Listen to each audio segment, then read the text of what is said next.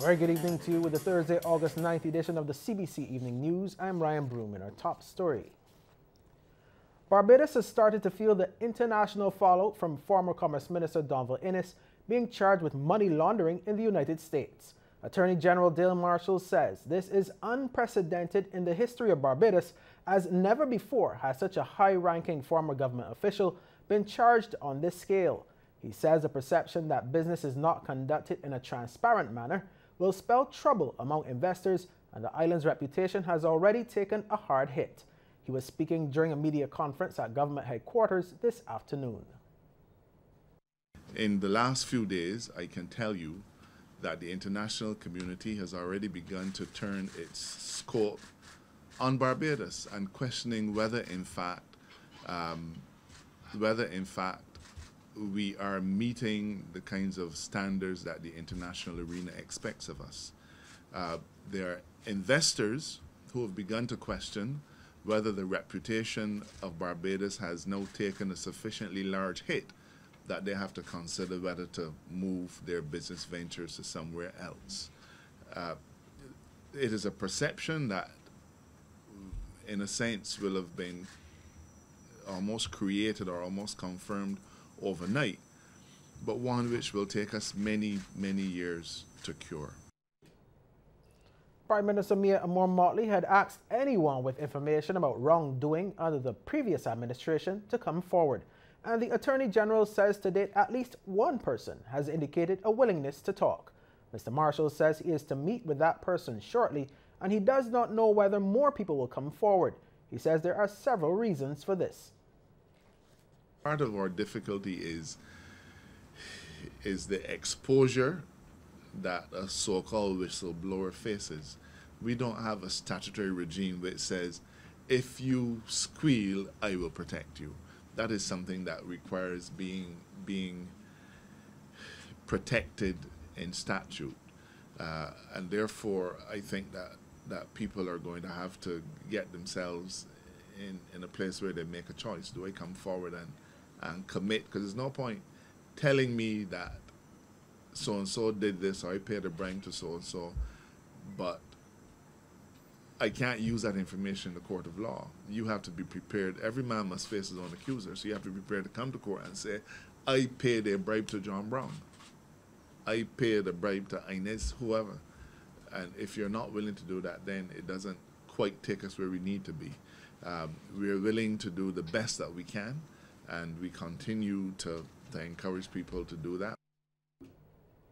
In other news, President of the Barbados Economic Society, Shane Lowe, is not surprised by Standard & Poor's downgrading its issue-level ratings on Barbados's global bonds due 2019 and 2022 to D or default from CC. He sought to put the downgrade into context. The new administration took a decision to stop payments on external debt, as well as to ask domestic creditors to roll over their upcoming maturities. What has happened from Standard & Poor's is what you've seen is that as the government has missed payments on selective bonds, Standard & Poor's has downgraded those bonds to default. So you saw it earlier about a month ago, and you've seen it this week as they've missed additional payments. On the domestic side, what has happened is that the creditors have been asked to roll over the debts, and they've become automatic rollovers. So if you had $100 coming due, it's being rolled over to be $100, but you're still getting your interest. Standard & Poor's considers that to be a default or a selective default on that instrument. And he adds the downgrade does not really change the economic situation of Barbados. From the government's perspective, not a significant impact in the short term, simply because they were not able to borrow before, and nor are they able to borrow now. So it hasn't changed that. From a private sector perspective, I guess the question is, to what extent did companies use credit ratings to value the securities on their books? If they use those credit ratings, then the fact that the credit rating is now poor means the value of the securities might be lower, or the amount that they provide in terms of capital against these securities will now have to be higher. So it might affect private sector entities or individuals who hold these securities, but from a government's perspective, really and truly, it doesn't change the ability for them to borrow because they could not borrow otherwise. Goddard Enterprises Limited, or GEL, has announced that Charles Herbert has voluntarily stepped down as chairman of the board of GEL, with effect from Tuesday, August 7th, 2018. As a result, Mr. William Putnam has been appointed chairman. In a statement released this evening, GEL has assured its stakeholders and the general public of its continuing adherence to the highest standards of corporate governance and probity in its business and operations. Now, last week, Mr. Herbert also stepped down as head of the Barbados Private Sector Association. Mr. Herbert is one of 3 accused recently charged in connection with a drug haul on board a private vessel in Barbados waters.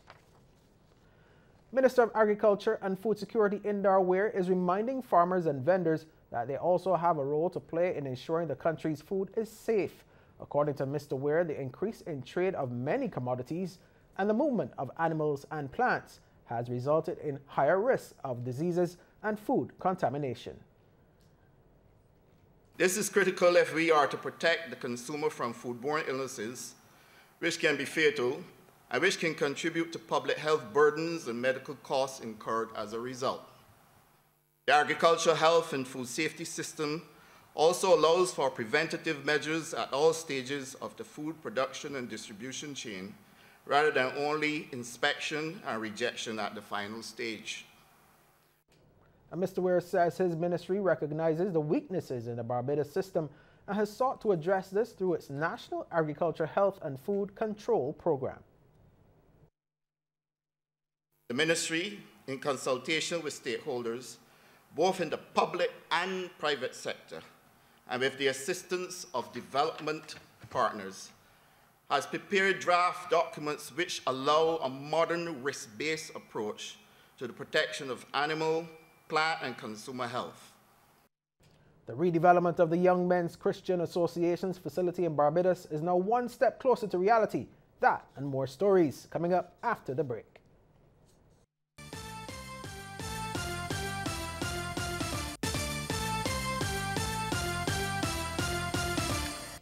Welcome back. The multi-million-dollar redevelopment program of the Young Men's Christians Association, or YMCA, facility that is ready to go. That's if the organization can secure the necessary permits from Town and Country Planning, along with the estimated $4 million it will cost to construct the state-of-the-art facility. Our Sharika Griffith reports. These architectural renderings show what the new multi-purpose facility at the YMCA's current Penfold Street location could look like. President Emerald Holder says the proposed redevelopment program is at an advanced stage of planning. What that means is that we are seeking funds, but the actual drawing or architectural drawing is ready, and we are at the stage where we are ready to send it to Town and Country Planning. And out of that, then we are going to be seeking funding, or along with that, we are going to be seeking funding for this program. With the project estimated to cost just over $4 million, the board has decided not to look for all the money up front. Instead, Director with responsibility for overseeing the building project, John Odell, is making an appeal to the public and the business sector for donations, as he says the programs at the new facility will benefit society as a whole. Our facility wants to capture not a hologram, but a live interactive classroom where students leaving school can come in, sit and participate in an active program, preparing them for the workforce.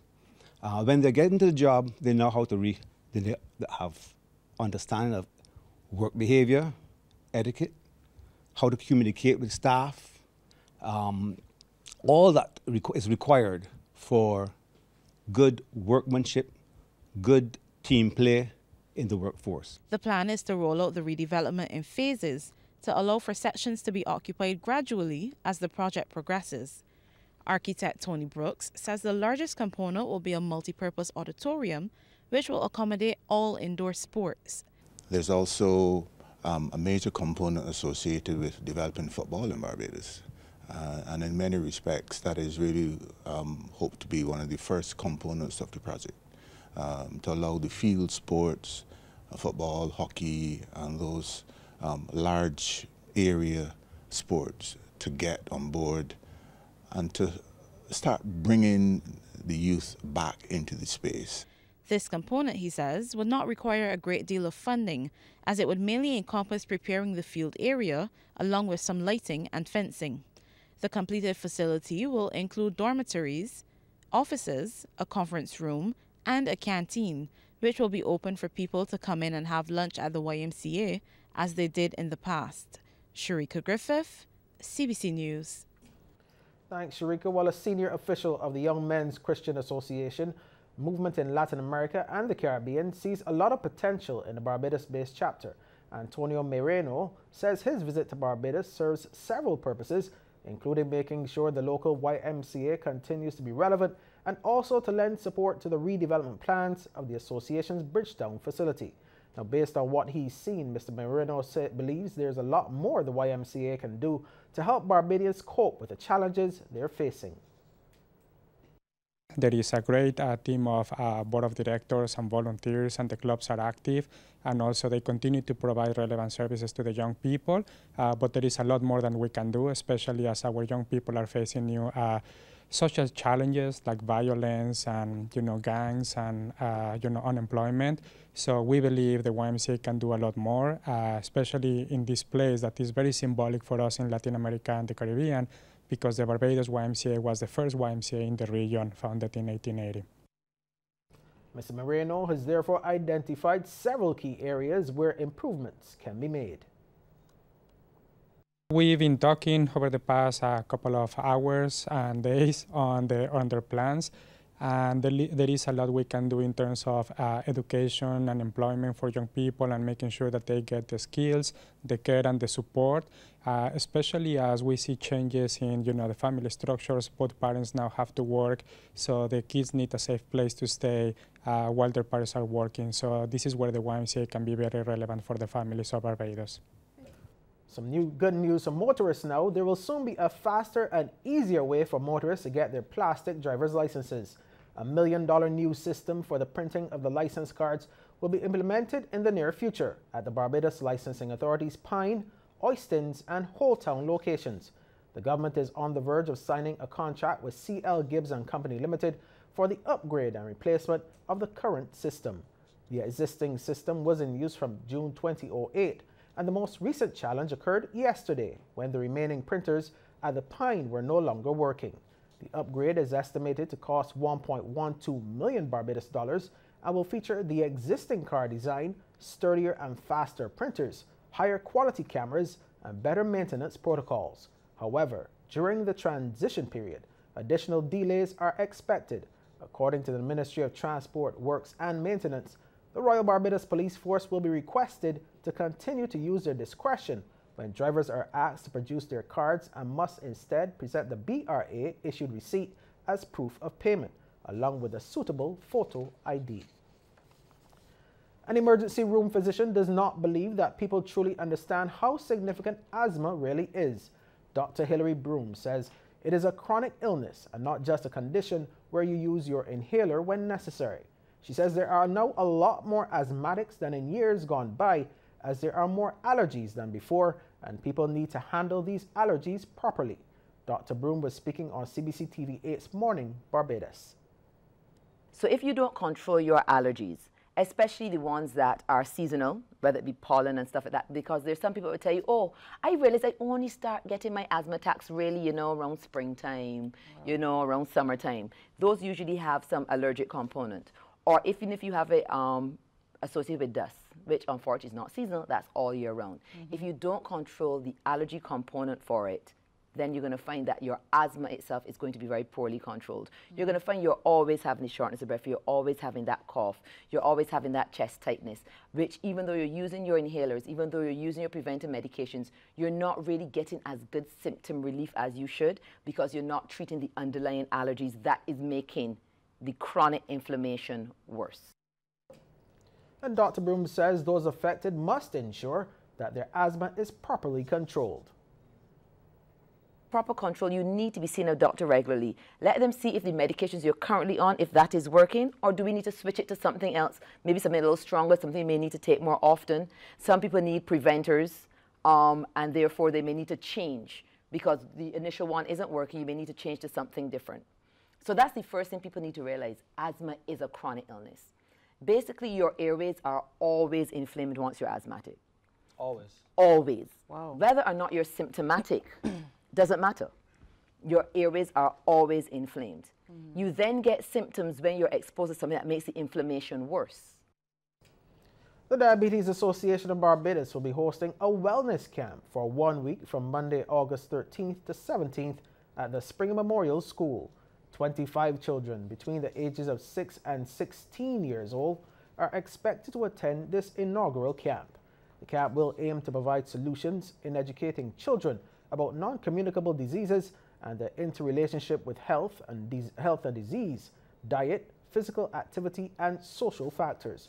In addition, there will be a physical activity session each day, while other sessions will include nutrition and food labs, consumerism, dental hygiene, leadership training, a one-day farming apprenticeship and tour, a supermarket shopping competition, care for hands and feet, substance abuse, and food safety.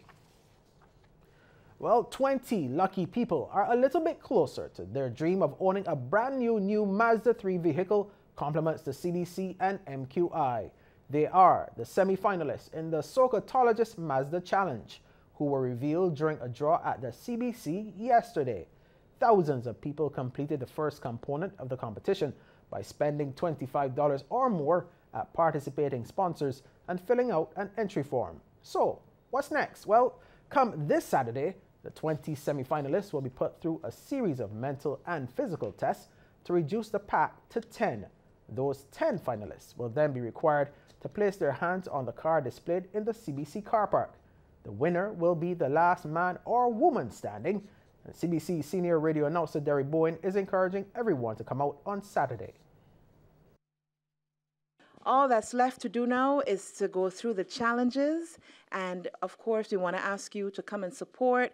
If you know somebody that's doing it, or even if you don't, come and watch and have some fun. Support them because they're going to need your support. Who will drive away a Mazda 3? We're going to find out pretty soon right here at CBC.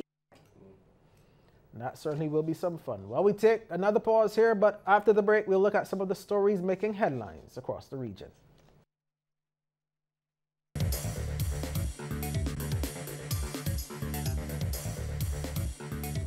Welcome back. Well, in the regional news tonight, Bermuda is facing a shortage of teachers in schools.